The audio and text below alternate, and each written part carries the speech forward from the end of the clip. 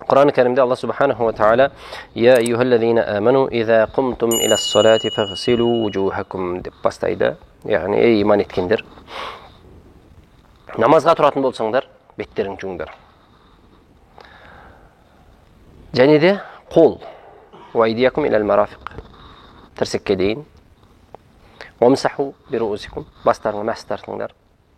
وأرجلكم إلى الكعبين, аяқтарыңды жууңдар дейді, тобыққа дейін.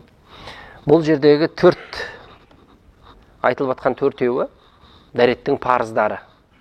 Бетті жуу, қолды тірсекке дейін, басқа мәс тарту және аяқты жуу. Бұдан бөлек сүннеттері бар, білесіздер. Алдын ала бисмилла айтып, мүмкіндік болса қыблаға қарап отырып, қолды шайып, ауызды, мұрынды шайып, және де жаңа айтылған мүшелерді жуған кезде 3 реттен жуып, оның барлығы сүннеттері.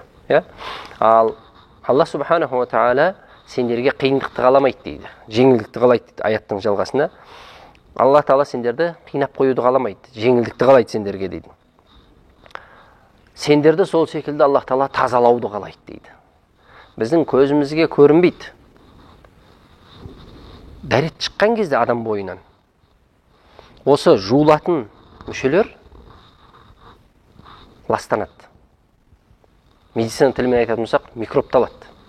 Ол микробты кетіретін нәрсе тек қана су екен, ағайын. Ғылым дәлелдейді бұны. Басқа еш нәрсе кетірмейді екен оны. Алла Субханаху ва Тааля сізбен бізді тазартуды қалайды. Тәніміздің тазаруы да. Байқайсыздар ма? Жалқауланып тұрсаңыз, дәретті бір жаңартып барып келсеңіз намазға, адамда сергектік пайда болады.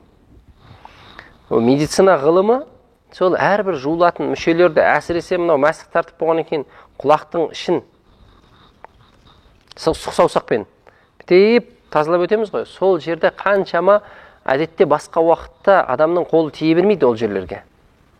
Ұстай бермейсіз бостан босқа. Солай ғой. Сол жерде не бір точкаларды оятады дейді. Адам сергектенеді дейді. Басқа мәсік тартып болғаннан кейін желкені сулаймыз. Оның да пайдасы. Бір мұсылманның сөйтіп дәрет алып жатқанын көріп, бір дәрігер таңғалады. Мұсылман емес біреу. Неге сен желкеңді жудың деп? Жуламаймыз, сулаймыз ғой шейін. Біреулер бүйтіп мойнына дейін былай алып келеді. Былай мына жақ қарай алып келмеу керек, тіпті макрух деп қабылдайды кейбір ғалымдар. Тек желкені ғана, арт жақты ғана сулау керек болды. Қолдың сыртымен.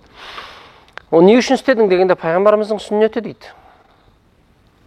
Сонда айтады, мен осымен диссертация қорғағам. Желкесін сулап жүрген адамның жүрегі талмасы болмайды, жүрек ауруы болмайды деп. Оны бидғат деп жүр біреулер. Пайғамбар саллаллаху алейхи ва салламның әрбір амалы бекер емес қой оның барлығы. Ол қиямет күніне дейін зерттейді оны әлі. Зерттеген сайын одан пайда табамыз. Яғни айтқым келгені, дүниеде де сізді кір, лас нәрселерден тазаласа, дәл солай ішкі жан дүниеңде тазаланады. Жіберген қате, кемшілік, күнәлар сенен кеткен сайын, тазарған сайын, сен ішкі жан дүниең тазара бастайды. Біздің жүзімізді де қарайтатын, жүрегімізді де қарайтатын нәрселер күнәлар. Күнә жасап жүрген кезде адамның жүрегі де қараяды. Кейде оның жүзінен де байқайсың. Түңіліп қарайып жүреді. Сол күнә қателіктерден де тазалайды екен дәрет. Сол үшін де әрбір мүшелерімізді жуып атқан кезде ағзаларымызды айтуымыз керек. Мүшелерді жуып атқан кезде қолмен, жүзіңізбен, я Рабби, осы көзіммен жіберген қате кемшіліктерімді кешірші менің. Аяғыммен басып барған қателіктерімді кешірші менің деп. Егер дәрет алатын жеріңіз дұға жасауға ыңғайланбаған жер ма? Мысалы болады кейде әжетхананың ішінде, әсіресе көп қабатты үйлерде. Ішіңізден дұға жасаңыз. Тіліңізге шығармаңыз. Әдеп қой енді. Абу Хурайра радиаллаху анху пайғамбарымыз алейхиссалату вассаламның былай деп айтып жатқанын естідім дейді. Қияметтің күні менің үмметім шақырылады дейді. Сонда олардың хадистің мәтінінде қасқа дейміз ғой, аттың жылқылардың алдында қасқа бастарын көрсең дереу танисың ғой. дәл солай дақтары болады дейді, белгілі бір орындарда. Дақ көбінесе айыпқа айтылады, Бұл жерде айып емес, керісінше ол оған сұлулық беретін, нәрі беретін, оны бір көркем етіп көрсететін дүниеге айтылып жатыр. Дәреттің әсерінен сондай бір орындары болады дейді олар. Кімнің шамасы келсе, сол нұрланған орнын ұзартсын, арттырсын дейді. Тіпті кейбір сахабалар дәрет алған кезде тірсекпен шектелмей, ары қарай да жуады екен. Жаздың күндері әсіресе мүмкіншілік болған кезде жарқырайтын жерім көбірек болсын деп, қиметтің күні. Бұл тұста айтып кететін жайт, ысырапқа жол бермеу керек. Ол да бар. Бір кісінің дәрет алып жатқан кезде суды шамадан тыс қолданып жатқанын көрген пайғамбар саллаллаху алейхи уассалам, мынау не деген ысырапшылдық дейді. Сонда ол таңғалады, о Алланың елшісі, дәретте де бола ма не ысырап дейді. Енді мен көңіл қалауына жұмсап жатқан жоқпын ғой деген дейді. Құлшылық үшін жұмсап жатырмын ғой деп тұр ғой енді. Дәретте де ысырап бола ма десе, тіпті ағын судан алып жатсаң да дейді. Ағын судан ештеңе кемітпейсің ғой бүйтіп қарағанда, бір енді ағып тұрған үлкен нәрседен сенікі бір түкке тұрмайды деп ойлайсың, жоқ. Тіпті ағып жатқан судың өзінен дәрет алып жатсаң, сол тұста да ысырап етпе дейді. Сен енді ойлап тұрсың ғой, жаңа кранда ағызу, анау мынау деп, тек одан емес, ағып жатқан судан.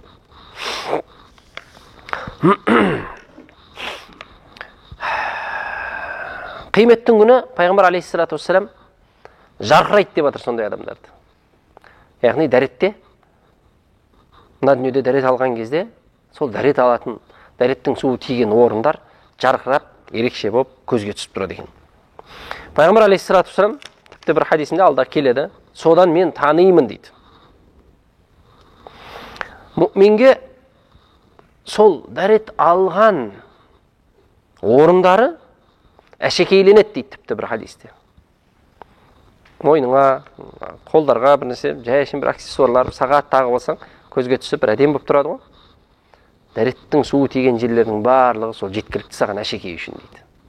Әшекей тағып алмасаң да жарқырап тұрған кезде өзгелер қызығатын деңгейде.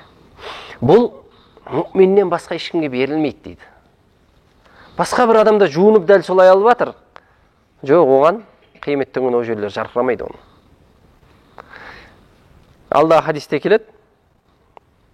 Пайғамбар алейхиссалату вассалам айтады: алыстан танимын мен оларды дейді. Қазір оғанда келеміз.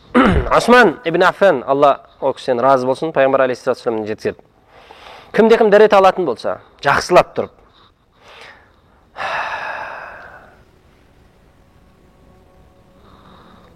алған дәретінің әрбір тамшысынан, тіпті ең соңғы оның тырнағынан ағып түскен тамшысына дейін, неге тырнақ деп жатыр, дәрет алып болғаннан кейін жүріп кетіп баратсаң, қолынан аққан су ең соңында барып тырнақтан түседі ғой. Ең соңғы сол тамшыға дейін оның күнәсі кешіріледі дейді.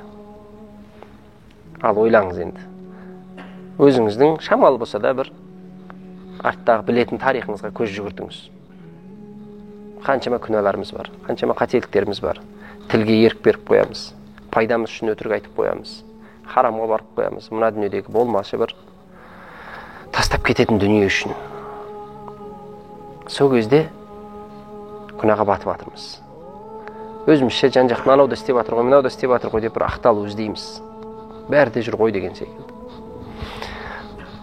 Сол қате кемшілік күнәлардың барлығы Алланың мейірімділігі қараңыз. Соны жатар алдында күнәдан кешірім сұрауды да ұмытып кетеміз. Кейде тіпті етіміз үйреніп кеткен соншалықты сұрамаймыз да.